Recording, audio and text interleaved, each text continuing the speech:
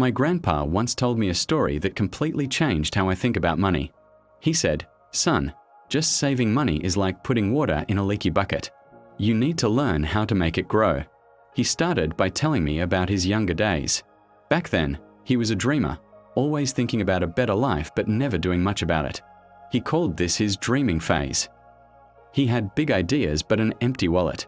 He realized dreams alone wouldn't put food on the table. So, he entered his second phase, the worker. He rolled up his sleeves and started working in the fields. Day in and day out, he worked under the hot sun, earning his keep. He was proud of his hard work, and for the first time, he had money in his pocket. He started saving every penny he could. He thought this was the key to wealth.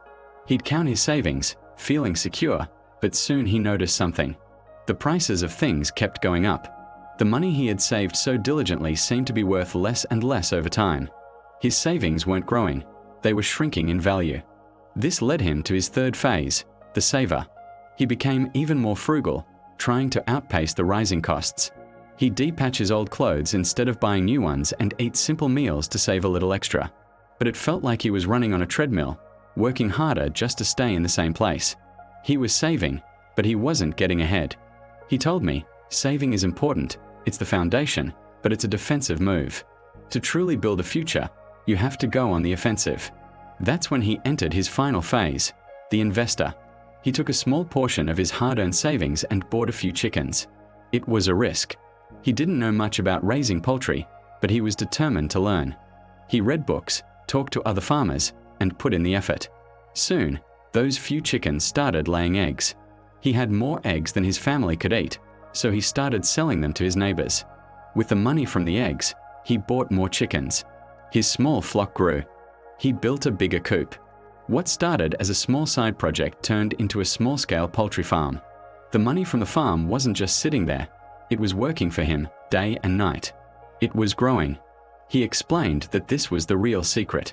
Not just earning, not just saving, but making your money work for you. He said, you can work hard your whole life, but there's a limit to how much you can earn with just your own two hands. But when you make your money work, there's no limit to how much it can grow. His story wasn't just about chickens and eggs. It was a lesson about vision, action, and the power of making your money grow. He taught me that financial freedom isn't about hoarding cash.